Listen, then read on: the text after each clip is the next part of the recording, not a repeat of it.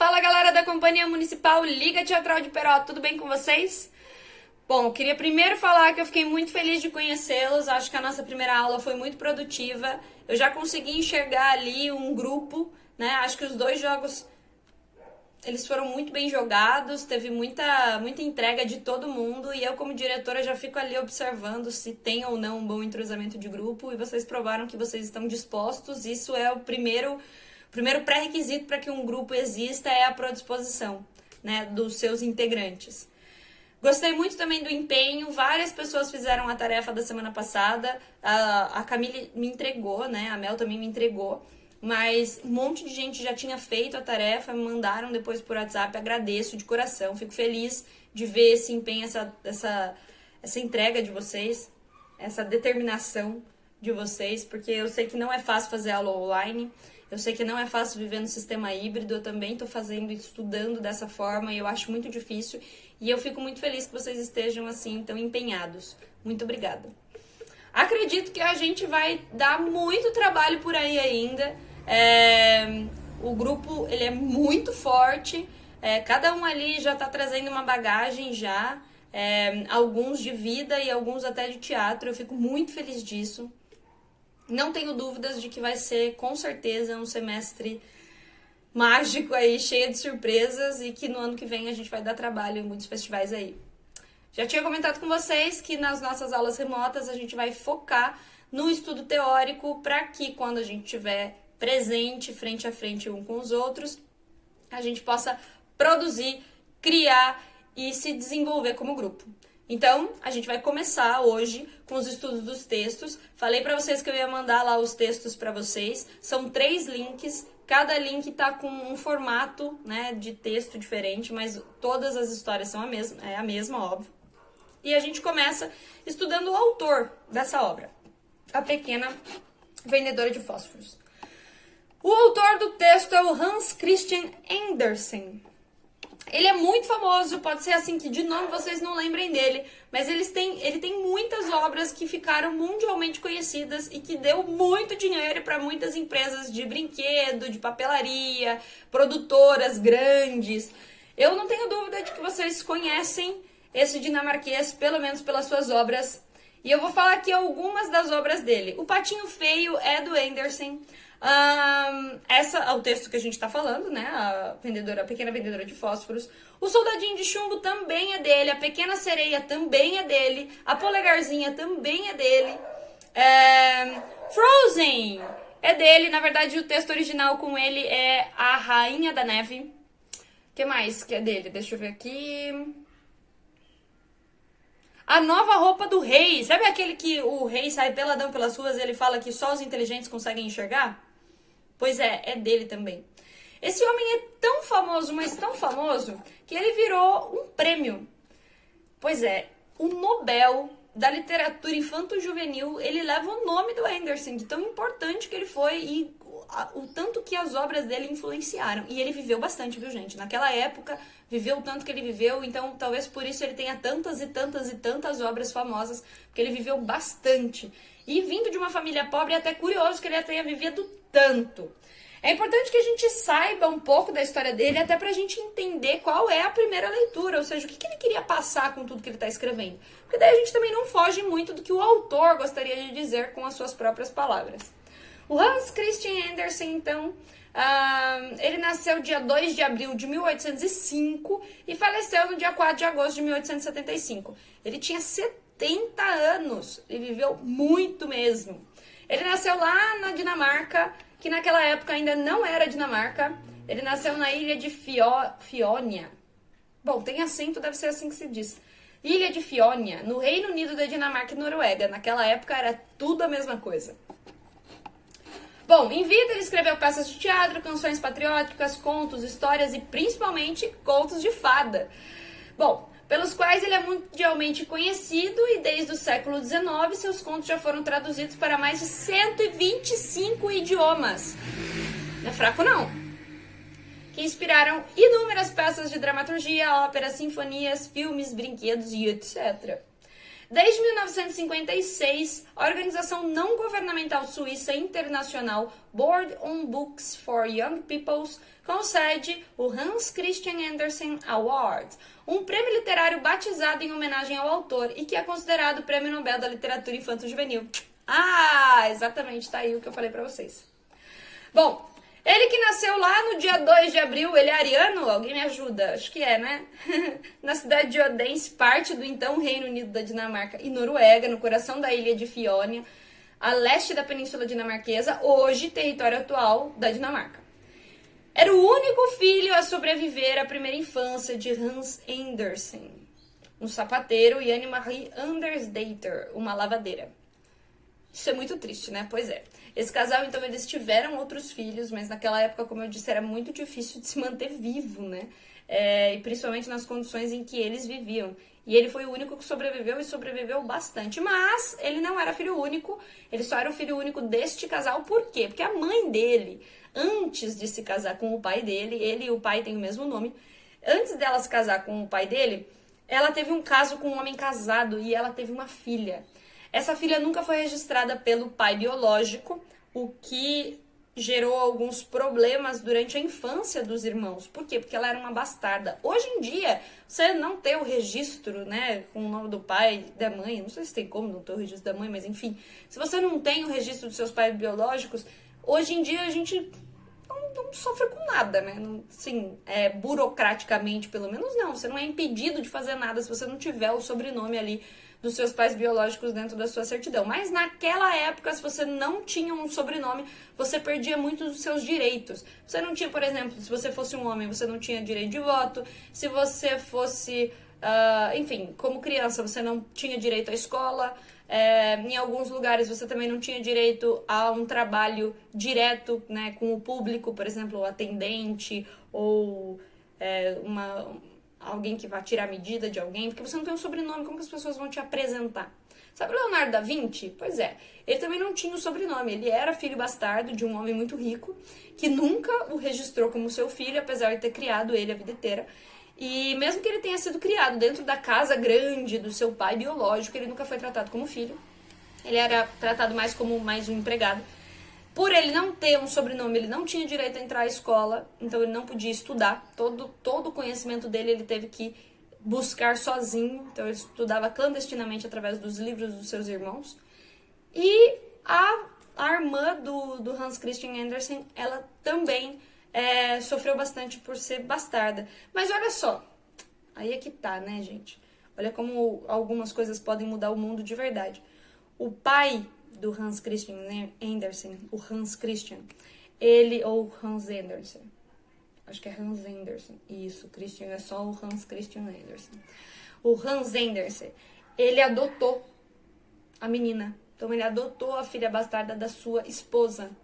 E isso já fez com que a família toda desse um clique diferente daquela época, né? Porque ele foi capaz de passar por cima do seu ego, do seu brio, enfim, das normas da sociedade daquela época e adotar uma filha que não era dele, que era da esposa dele com um caso extraconjugal de outro cara.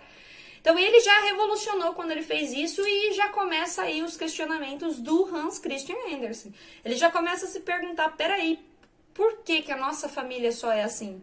Não deveria ser todo mundo? Todo mundo não deveria ter esse coração bom, essa visão mais simples da vida. Porque, vamos combinar que, assim, não tem muito a ver com coração bom, né? Se a menina já era ali tratada como integrante da família pelo pai do Christian Andersen e pela mãe, por que não adotar ela?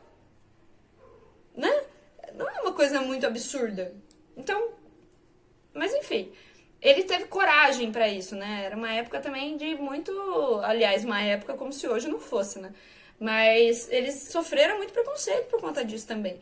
E o Hans Christian Andersen já se questionava desde muito cedo como é que a sociedade toda vê com maus olhos coisas que pra gente é tão comum, tão natural e tão humano, né? E toda a instrução do Hans Christian Andersen também não vem da escola. Ele teve uma evasão escolar recorrente, ou seja, ele saía da escola várias vezes. Ele entrava na escola, mas logo depois ele saía. Creio eu que parte porque a sua irmã não podia estar com ele. E também pelo fato de que o seu pai, apesar de analfabeto, ele sempre foi o maior incentivador dos filhos. E dos filhos, não só do filho, dos filhos. Então ele sempre contou histórias para eles. O pai do Christian Andersen, ele construiu um teatro de marionetes para que eles pudessem brincar e contar, improvisar suas próprias histórias dentro de casa. Apesar dos brinquedos deles todos serem feitos à mão pelas crianças e pelo pai, eles usavam de todo aquele material que eles tinham em casa para criar. E tudo isso é óbvio que ajudou muito na formação do Hans Christian Andersen como um escritor muito famoso, como ele é até hoje. Então, o pai, ele era amante das histórias do Mil e Uma Noites, então ele sempre contava essas histórias. E ele também era amante das histórias de Shakespeare, então ele contava muitas dessas histórias para os filhos, né? E isso acabou fazendo com que eles se desenvolvessem muito mais. É aquela história que a gente tenta levar mais a sério hoje em dia, né? Acho que também porque a gente aprendeu muita coisa nas últimas décadas. Estimular a criança quando pequena faz toda a diferença. É necessário que ela seja estimulada de todas as formas para que ela tenha um desenvolvimento pleno das suas melhores habilidades, né? E aí aconteceu com o nosso pequeno Hans Christian Andersen, mesmo não tendo tanta qualidade de vida. Eles eram uma família muito pobre, a mãe dele era lavadeira, o pai dele era sapateiro. Isso não significa que eles eram donos de negócio, só que eles sabiam um ofício. Eles não tinham nada, eles tinham um cômodo que eles dividiam entre eles, e ainda assim não era deles, então eles tinham que pagar para usar aquele cômodo. Passaram muita fome, passaram muita dificuldade, mas nunca deixaram de ser uma família, o que é muito interessante também. Eles sempre se apoiaram e levaram uns aos outros. Vamos lá. Essa parte eu já contei. Apesar de situação humilde, o pai de Andersen considerava-se ligado à nobreza. Esse ponto é importante. Olha só que legal. Segundo estudiosos do Hans Christian Andersen Center, tem um centro que estuda eles, olha coisa louca. Sua avó paterna, Anne Catherine Nomendater. Ai, gente, meu inglês é maravilhoso, vai, parem. Dizia seu pai que sua família no passado pertencia à alta classe dano-norueguesa e mesmo da União do Reino de Kalmar, dissolvida no século XVI. No entanto, as investigações provam que essas histórias não têm fundamento. Ou seja, essa mente criativa já vem muito antes, né? Já vem lá com a avó, que passou pro filho, que passou pro filho. A família aparentemente tinha ligações pregressas com a realeza em Copenhaga, mas através de emprego ou comércio, ou seja, eles não tinham linhagem nenhuma na família, mas essas histórias se passaram por muitos anos. Hoje persistem especulações de que Andersen pode ter sido um filho ilegítimo do rei Cristiano VIII da Dinamarca. Seja qual for o motivo, o rei Frederico VI teve um interesse pessoal nele quando jovem e pagou uma parte de sua educação. Segundo o escritor Rolf Dorset, a ascendência de Andersen permanece indeterminada. Gente, o próprio lugar que estudava a família já determinou que eles não são, então pra mim não tem muita especulação, não. Eu acho que isso era uma família muito criativa e que gostava de uma boa história. Mas daí vocês também já conheceram um pedacinho, olha só. Ele já começa a escrever as suas histórias e virar um bom contador. Que susto, a varanda do nada subiu uma escada aqui, mas o pessoal da luz. Ele desde muito novo já começa a escrever histórias, já começa a se destacar pela contação das histórias que ele já conhecia. E ele acaba pegando a amizade de muitas pessoas ali da onde ele mora. Então, algumas pessoas foram responsáveis depois, já na juventude, de financiar os estudos do Andersen, porque depois ele se torna realmente uma pessoa muito letrada. Em 1816, seu pai morreu e ele, com apenas 11 anos de idade, foi obrigado a abandonar a escola. E daí ele abandona de vez, ele só vai voltar justamente quando as pessoas lá vão estender a mão para ele. Ele trabalhou com um monte de coisa, gente. Ele trabalhou como tecelão, ele trabalhou como alfaiate. E daí, quando ele se muda, né? Porque vocês viram que ele nasceu em um lugar e morreu em outro. Ele muda para Copenhaga, ele já tem, acho que, uns 15 anos, 14 anos. Quando ele vai procurar vaga, emprego como ator na cidade. Tendo uma excelente voz de soprano, foi aceito no Teatro Real da Dinamarca, mas com o avançar da puberdade, sua voz logo mudou. Não deu muita sorte, tadinho. Um colega de teatro disse-lhe que o considerava um poeta, levando a sério a sugestão, começou a focar-se na literatura, e aí sim começa toda a sua história. Então ele vai lá, ele começa a trabalhar como ator, mas com a sua interpretação única das coisas. O pai dele, né, foi um grande incentivador quando era pequeno, e ele fazia grandes adaptações também dentro das obras que ele trabalhava lá dentro. Ele acabou se destacando e daí em diante ele vai começar a estudar e virar o autor famosíssimo que a gente conhece hoje. Quer dizer, conhece as obras, né? A gente não conhece muito sobre ele, mas a gente conhece as obras. Vale a pena ler sobre ele. Vou mandar o link sobre a biografia do Anderson. Vocês vão descobrir muito mais coisas do que eu tenho certeza. E vale a pena vocês também levarem curiosidades para a sala de aula sobre a história dele. Passado isso, a gente entra no texto propriamente dito. Bom, eu falei para vocês que a gente ia dar uma olhada em 3 tipos, em 3 gêneros literários com a mesma história. A história da Pequena Vendedora de Fósforos. Então, a gente vai começar pelo conto original, a melhor tradução que eu encontrei aqui. Vou mandar para vocês também o link deste, para que vocês possam ler depois. Assim, das traduções que eu encontrei do conto, eu achei essa daqui a mais fiel pelo seu tamanho também, porque o conto não é muito longo, viu? Os contos dele, de uma forma geral, assim, são contos bem curtos. Logo depois a gente vai fazer a leitura do poema, então uma adaptação em versos da Pequena Vendedora de Fósforos. E por último, a gente faz a leitura aí da peça de teatro, que também não é muito longa, o que é maravilhoso, porque significa que a gente pode criar muito, muito, muito, sem precisar cortar nada. Vamos lá? A Pequena Vendedora de Fósforos, Hans Christian Andersen, de 1848. Este material foi traduzido e publicado pela editora Wish. Era véspera de Ano Novo, já estava escurecendo e fazia um frio intenso com a neve caindo. Mas a despeito de todo o frio, eu de verdade não sei se pega esses passares de moto gritando na janela, mas amigos e amigas, se vocês tiverem uma moto um dia, por favor, não deixem, não permitam que ela faça esse barulheira, porque atrapalha muito. Vamos lá. Era véspera de Ano Novo, já estava escurecendo e fazia um frio intenso com a neve caindo. Mas a despeito de todo o frio e da neve e da noite que caía rapidamente, via-se uma menininha descalça e de cabeça descoberta. Bem, é verdade que estava usando chinelos quando saíra de casa, mas os chinelos eram muito grandes, pois eram os que a mãe usava, e escaparam-lhe dos pezinhos gelados quando atravessou correndo pela rua para fugir de 2 carruagens que vinham em disparada. Não foi possível achar um deles, pois o outro fora apanhado por um rapazinho que saiu correndo, gritando que aquilo ia servir de berço aos seus filhos quando os tivesse.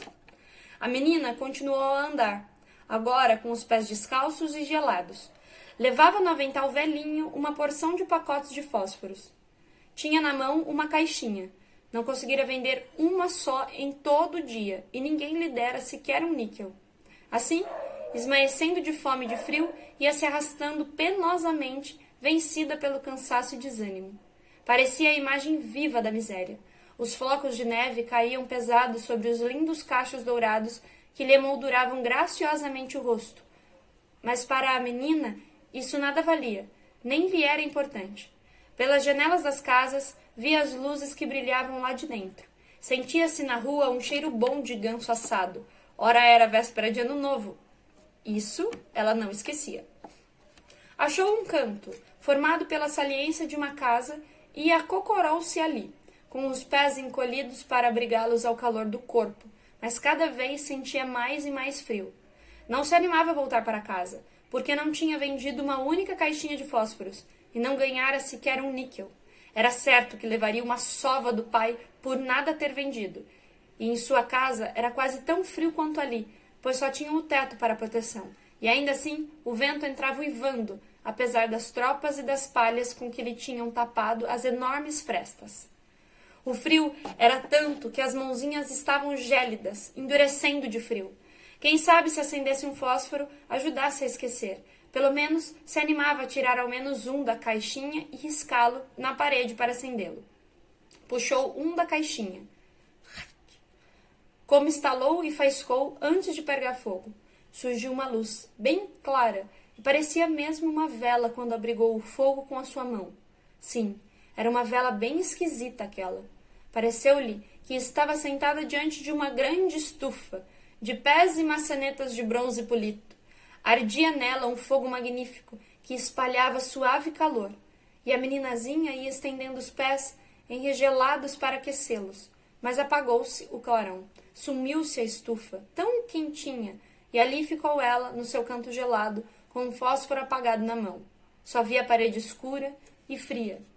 Riscou outro fósforo, onde a luz batia. A parede se tornava transparente como um véu, e ela via tudo dentro da sala da casa. Estava posta a mesa. Sobre a toalha, alvíssima como a neve, via-se fumegando entre toda aquela porcelana tão fina um belo ganso assado, recheado de maçãs e ameixas. O ganso, porém, saltou da mesa ainda com o garfo e a faca cravados em suas costas e correu em direção à menina. Mas naquele instante o fósforo apagou e ela tornou a ver somente a parede fria e úmida na noite escura. Riscou outro, e aquela luz resplandecente, viu-se sentada debaixo de uma linda árvore de Natal. Era muito maior e mais decorada do que aquela que vira no Natal passado, ao espiar pela porta de vidro da casa do negociante rico. Entre os galhos, milhares de velas fumegaram, além dos cartões coloridos, como os que via em vitrines, e ela contemplava cada detalhe. A menininha estendeu os braços diante de tanto esplendor, e então o fogo apagou. Todas as luzinhas da árvore de Natal foram subindo mais alto, cada vez mais alto, e de repente ela viu que eram estrelas que cintilavam no céu. Mas uma caiu lá de cima, deixando uma faísca de fogo reluzente no caminho. Alguém morreu, disse a pequena vendedora de fósforos. Sua avó, a única pessoa que a amara no mundo e que já estava morta, lhe dizia sempre que quando vimos uma estrela cadente no céu, é um sinal de que uma alma está subindo para Deus. Riscou mais um fósforo na parede, e desta vez foi a avó quem lhe apareceu, a sua boa avó, sorridente e amorosa, no esplendor da luz. Vovó! Gritou a pobre menina. Leva-me contigo.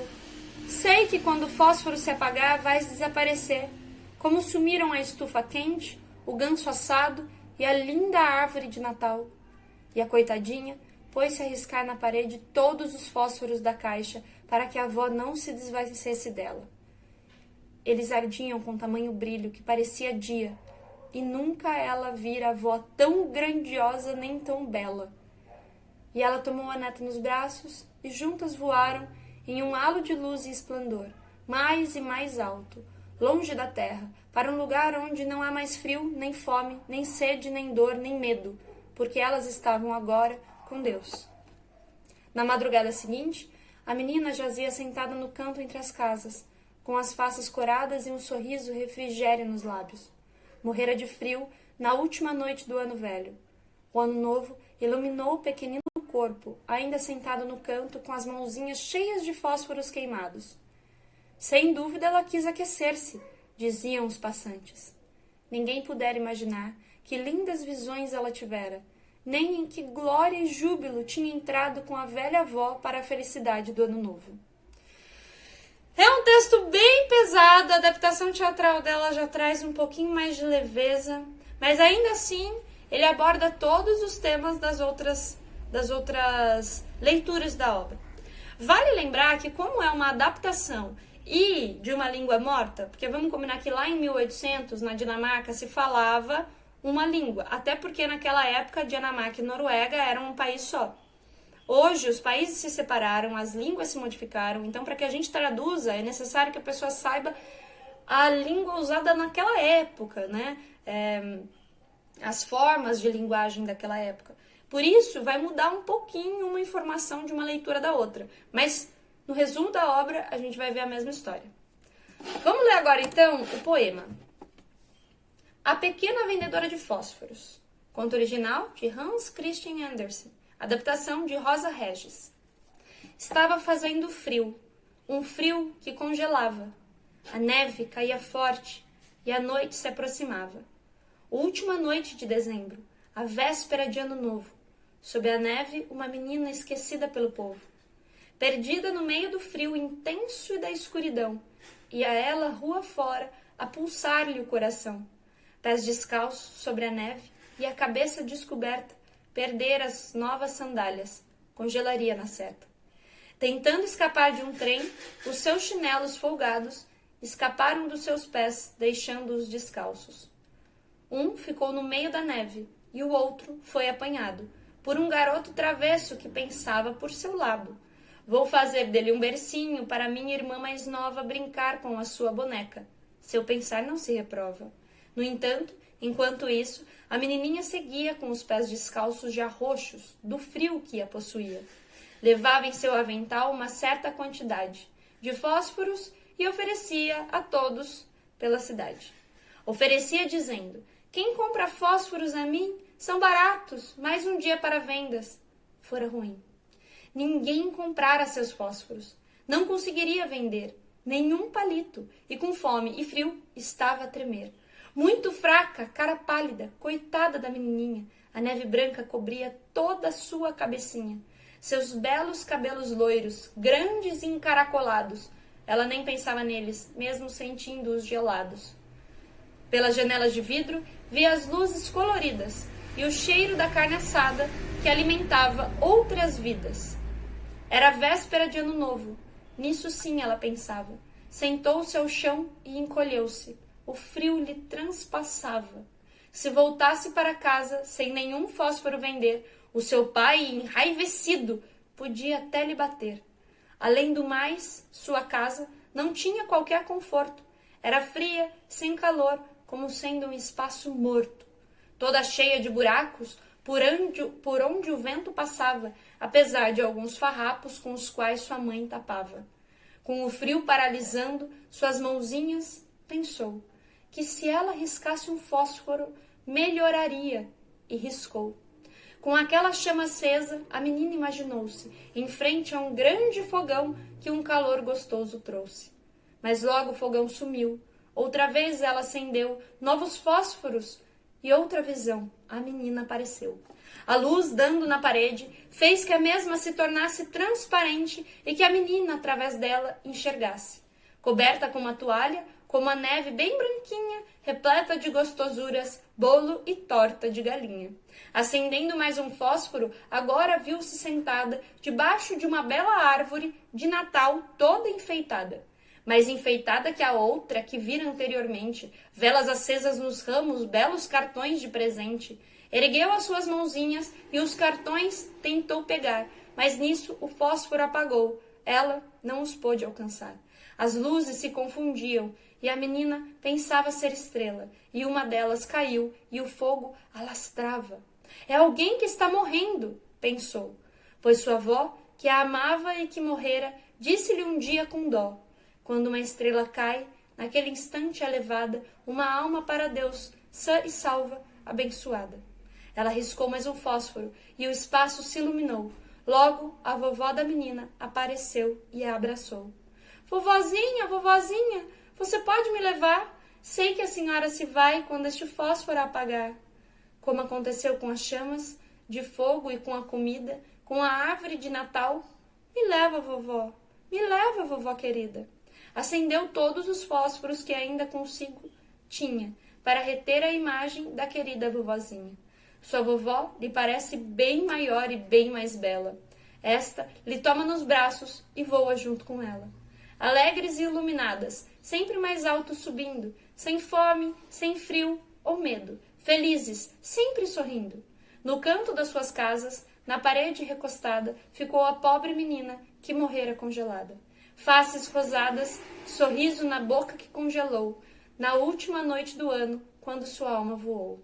E a primeira manhã do ano novo iluminou o corpinho da menina que o desamor congelou. Ela queria aquecer-se, alguém passando dizia, mas ninguém imaginava o que agora ela sentia.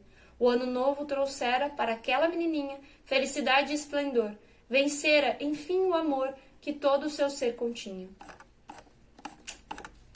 Pesado também, né? Mas ainda assim, dentro da leitura poética, a gente perde um pouco, né, daquele horror, daquele sentimento de repulsa quando a gente escuta alguma coisa muito triste ou muito pesada. Por ser uma poesia, ele já dá uma diminuída, né? Nesse peso todo do texto.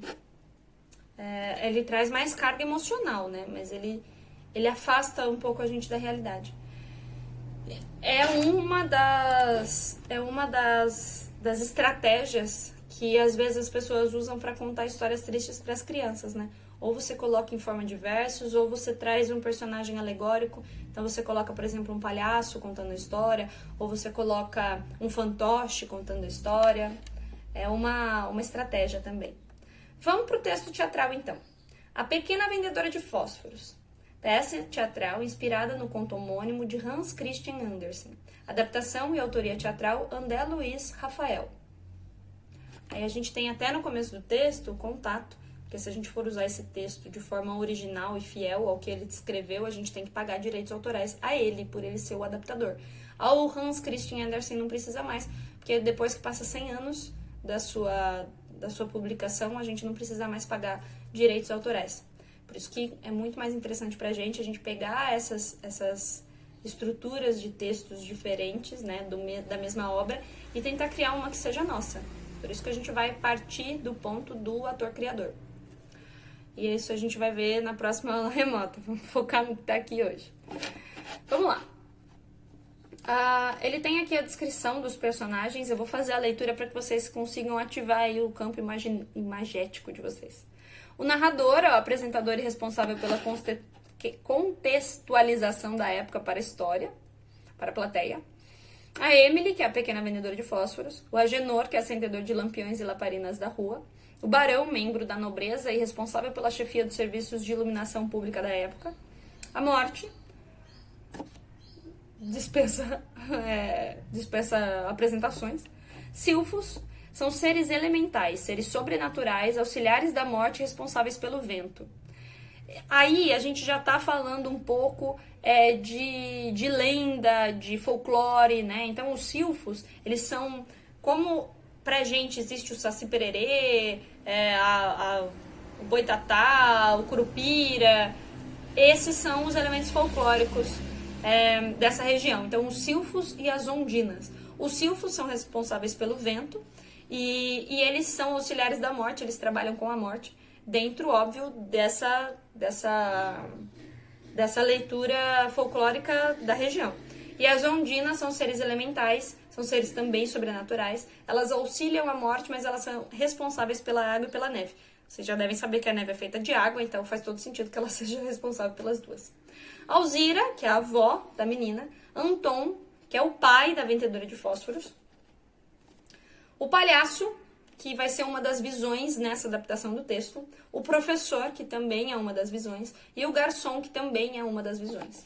E vamos lá. Aqui tem uma explicação, verdade, esqueci que tinha isso. Os silfos e as ondinas podem ser interpretados por 2, 3 ou mais atores. O figurino desses personagens devem lembrar as vestimentas de fadas ou seres da natureza, em tons verdes, azuis, creme, bege, marrom ou cinza claro. Um pouco de retalho, véu, lenço e brilho que lembrem folhagem, orvalho e granizo de um período de inverno também seriam interessantes. É importante que a vestimenta indique que eles não são seres humanos, mas sim seres sobrenaturais.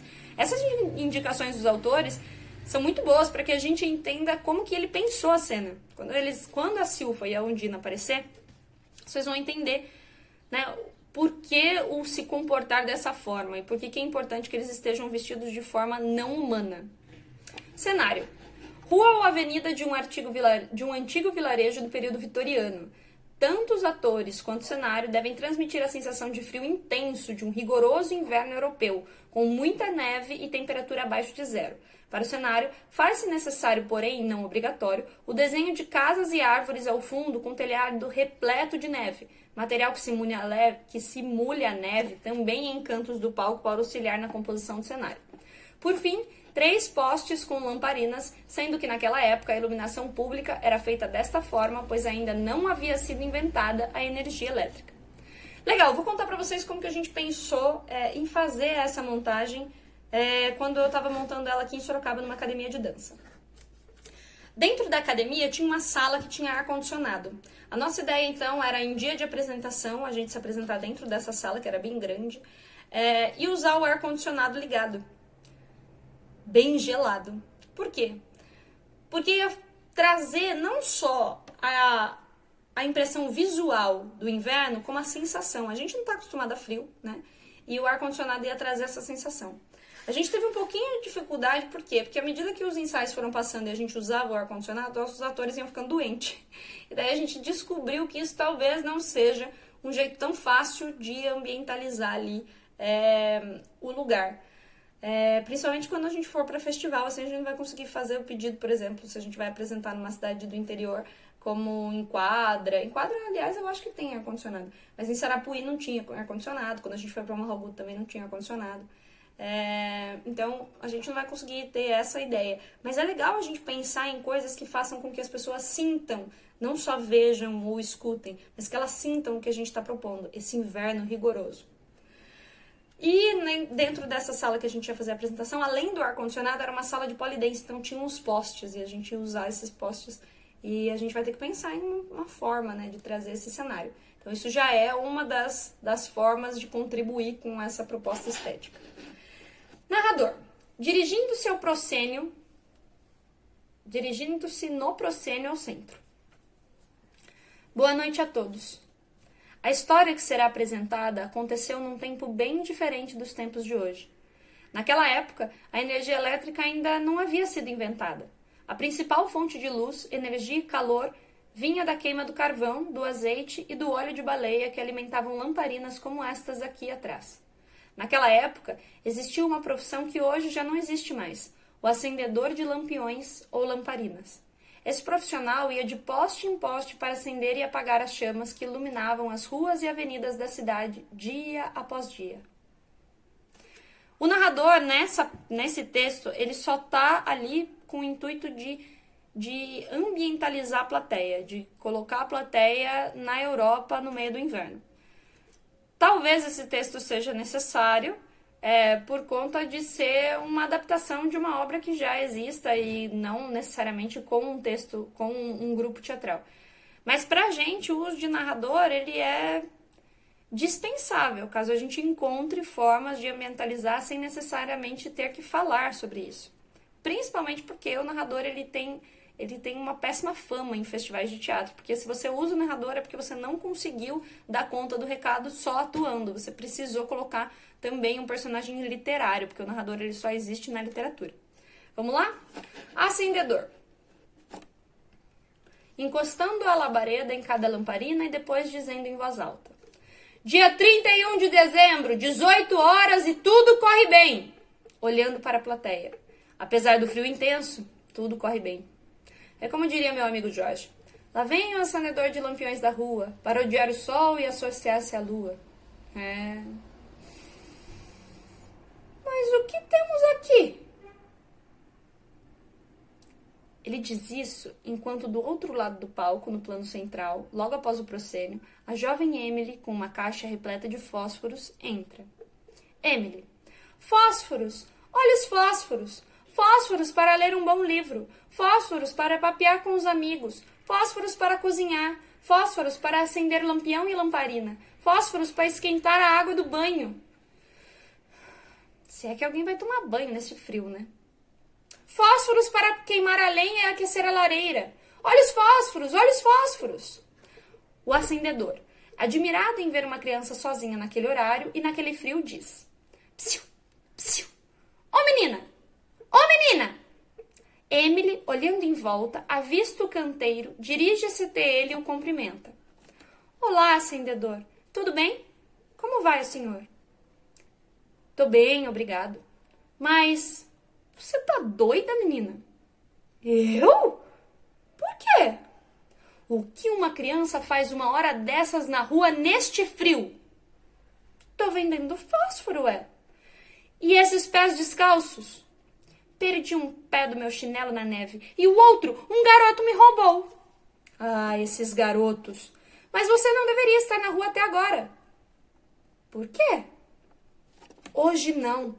A noite de hoje é muito perigosa. Como assim? O acendedor coloca a mão no ombro da garota e a vira para o público. Observe, menina. Após alguns segundos, está sentindo essa brisa fria e cortante que resseca e racha os lábios? É, tô sim. Está vendo alguma coisa? Alguma estrela no céu? Só as mais brilhantes. O céu parece que está embaçado. Esta névoa, menina, que ofusca o brilho das estrelas, é o hálito e os braços dela. E eles já estão envolvendo a cidade. Ela quem? A velha senhora que visita a todos. A morte. O senhor está me assustando. Desculpa, querida. Mas se você não for para casa logo, chegará uma terrível nevasca e você não conseguirá mais voltar para sua casa. O frio ficará muito forte e então ela aparecerá. E quando ela aparece, coisas ruins acontecem. Estou com medo. Como o senhor sabe de tudo isso? Eu acendi e apaguei todas as luzes dessa cidade durante toda a minha vida. Aprendi a observar os sinais da natureza. Acredite, eu já vi acontecer antes. Você precisa ir embora. Mas eu não posso. Como assim não pode? Você não tem mãe? Não conheci minha mãe. Ela morreu quando eu nasci. Mas eu tenho uma foto dela neste broche. Olhe. Ela deve ser encantadora. Você tem os olhos dela. Minha avó também dizia isso. E sua avó? Onde ela está? Deve estar preocupada com você, menina. É que minha avó faleceu no ano passado. Ela era muito legal. O senhor ia gostar dela. Oh, sinto muito, querida. Mas e as outras pessoas da sua família? Quem é que cuida de você? Eu moro com o meu pai. Então vá para casa. Seu pai deve estar preocupado. Não, eu não posso. Não pode por quê? Eu não vendi nenhum fósforo. Se eu chegar em casa sem nenhuma moeda, meu pai... O seu pai te bate. Ele me bate. Mas que patife. O senhor disse um palavrão. Falei sim. Me desculpe. Se eu tivesse algum trocado, eu compraria alguns fósforos. Como eu queria lhe ajudar de alguma forma. Antes mesmo que o acendedor pudesse terminar de falar com a menina, o barão aproxima-se da janela e grita lá do alto de o seu sobrado, todo glamouroso, de onde saía um cheiro de pato recheado delicioso. Acendedor! Miserável! É para isso que você é pago? Para ficar de trelelê com uma garotinha? A ala norte ainda não foi acesa. Você quer que o Marques ou o próprio rei devore o seu fígado? Seu imbecil! Milord, digníssimo senhor barão, me perdoe.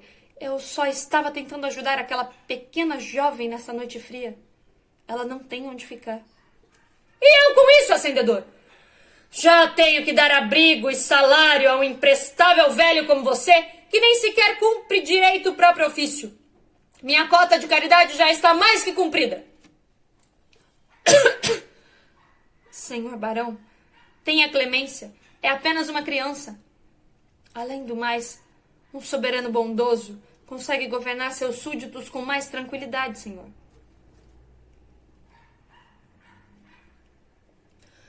Me responda uma coisa, caro acendedor. Esta menina é filha de um conde? Não, senhor. É filha de um marquês? Não, senhor. É filha de um duque? Também não, senhor. Então me diga, de quem ela é filha? Ela é filha de um pobre morador do subúrbio, senhor. Para mim, ela não é filha de ninguém.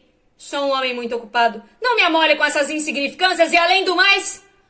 Neste momento, a pobre menina interrompe o barão. O senhor quer comprar fósforos para me ajudar? O barão, muito irritado com a intromissão, porém com um ódio contido e certo sarcasmo.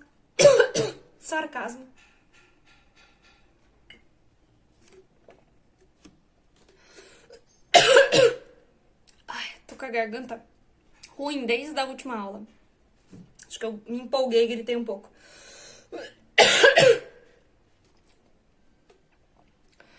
O barão, muito irritado pela intromissão e com muito ódio por ter sido atrapalhado na sua noite de véspera de Ano Novo, mas com um certo sarcasmo, responde: guarde-os para você, garotinha. Você precisará deles. De cada um deles. Agora vamos, seu imprestável! Senão, dormirá com os cães e os vira-latas da rua! O hacendador sentou-se no chão, tirou as suas botas e deu à menina. Só um momento, senhor. O barão, ainda mais furioso, por ver que o acendedor estava tentando ajudar a menina, mesmo ele não tendo quase nada. O que você está fazendo agora, seu poia?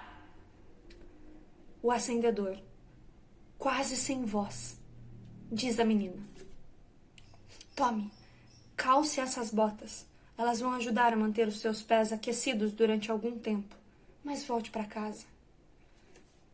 A menina o abraça gentilmente. Obrigado, senhor acendedor. O senhor é um homem muito bom. Agenor. O meu nome é Agenor. Muito prazer. Obrigada, seu Agenor. Meu nome é Emily. Olha! Uma estrela cadente! O acendedor, quase pálido de medo, se vira para a menina e diz: isto não é um bom sinal, menina. Vá para casa antes que seja tarde. O barão, cansado daquela cena, grita lá de cima e os interrompe. Você é um tolo, acendedor! Com os tostões que ganha, jamais conseguirá comprar outro par de botas. E não espere que eu tenha indulgência e lhe compre outras. Isso não vai acontecer. Eu estou ciente disso, senhor. Já caminhei bastante por essas ruas e avenidas. Meus pés já estão calejados. Não se preocupe comigo, senhor. Ora, francamente, não estou preocupado com você, acendedor. Estou preocupado com os postes e as lamparinas. Você precisa acender o resto da cidade para o Réveillon. Esqueceu? O rei quer a cidade toda iluminada e alegre. Agora, mexa-se. Sim, senhor. O barão e o acendedor saem de cena. Emily fica sozinha no palco, sentada, com as pernas esticadas, admirando suas botinas. Assim que ela se levanta, começa o vento forte. Ela se abraça e reclama de frio. Sons de vento e música suave, porém triste. Ai, que frio. Emily sopra as mãos, cruza os braços e esfrega-os para afastar o frio. Pelo menos meus pés ainda estão quentinhos. Eu não sei até quando. Emily sente dor no estômago. Passa a mão pela barriga em movimentos circulares. Ai, que fome! Sente um cheiro e se aproxima de uma extremidade do palco, fingindo ter ali uma janela. Que cheirinho de pato assado! Sente outro cheiro e se dirige à outra extremidade do palco. Que cheirinho de bolo de baunilha! Vai até o proscênio, bem no meio do palco. Maionese com uva passa. Nossa, que fome! A luz recai apenas sobre Emily. O restante do palco está sob penumbra. Por trás da menina, 3 ondinas cruzam o palco. Neste momento, ela assusta e sente mais frio.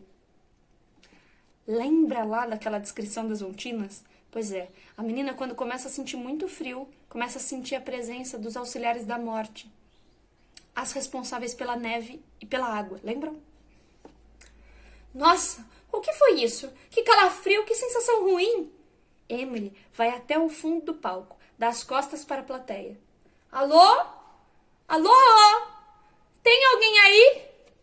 Quando Emily chega ao fundo do palco, os silfos cruzam o palco de um lado ao outro, acompanhados por música de suspense e sons de vento e ventania. Assim que as personagens cruzam o palco, Emily se vira, mas nada vê. Não tem graça! começa a tossir e dirige-se até o meio do palco. Quem está aí? Apareça! Os silfos e as ondinas, elementais da água e do vento, que, de acordo com diversas lendas mitológicas, acompanham as tempestades, sendo responsáveis pelos fenômenos da natureza, começam a cruzar o palco de um lado a outro com véus transparentes, representando vento ou granizo. Neste momento, o som de ventania ajuda a compor a cena. Após cruzarem o palco de um lado a outro, eles fazem um semicírculo atrás da Emily, ficando esta ao centro. Aproximam-se e afastam-se de mãos dadas, e sempre se aproximam de Emily, eles sussurram a palavra frio, diversas vezes aumentando o tom. A cada investida dos elementais, Emily repete a palavra chega e vai aumentando o tom. Emily, lembrando-se subitamente. Ah, os fósforos. Se eu acender um, ele vai me aquecer. Ai, vai. Finge acender um fósforo, e quando faz isso, os silfos e as ondinas se transformam em outros personagens. Desta vez, eles se transformarão em professores e alunos de uma escola. Emily e alguns dos personagens presentes sentam-se ao chão em semicírculo e uma encarna o papel de professora, sem trocar o figurino para enfatizar o uso e efeito de ilusão e delírio da garota. Bom, até aqui a gente já entendeu que os silfos e as ondinas, eles vão servir aqui como os representantes visuais dessas ilusões, desses delírios que a Emily vai sofrer até que a morte seja consumada. Nessa parte do texto vão começar as alucinações da Emily. Por hoje a gente vai ler até aqui, porque eu quero que vocês terminem de fazer essa leitura agora, que vão entrar muitos personagens, é importante que vocês façam a leitura olhando para o texto. Por isso, baixem o texto no celular de vocês e, por favor, imploro, leiam antes da peça para que vocês levem ideias. Antes da aula, para que vocês levem ideias. Por hoje, a aula é essa, espero que vocês tenham aproveitado, espero que vocês leiam os textos, que vocês anotem as ideias de vocês e levem para a próxima aula, porque na próxima aula a gente já começa essa construção tanto cênica, quanto indumentária, quanto de criação da própria cena, da própria peça. Beleza? Muito obrigada, gente. Essa foi a aula de hoje.